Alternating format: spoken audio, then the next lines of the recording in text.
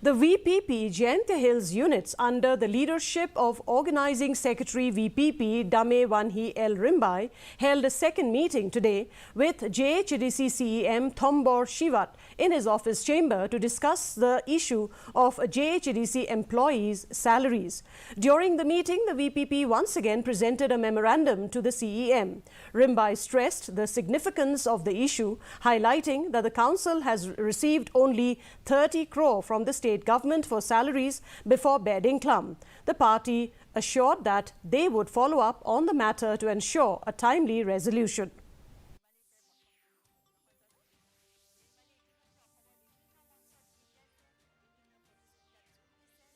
Unio CM te ulap nsyai ba kimla ban siu shiset siu na marka treasury kampediang te kihaban pha shibenai hadin shibenai te nakaleng jungi kum ka party ngin sabudin ngin sale ekren support treasury la dakalong ka bala na marka de ka dues payment te try la dakalong ka bala kin ailat kin ban siu dep no ka council.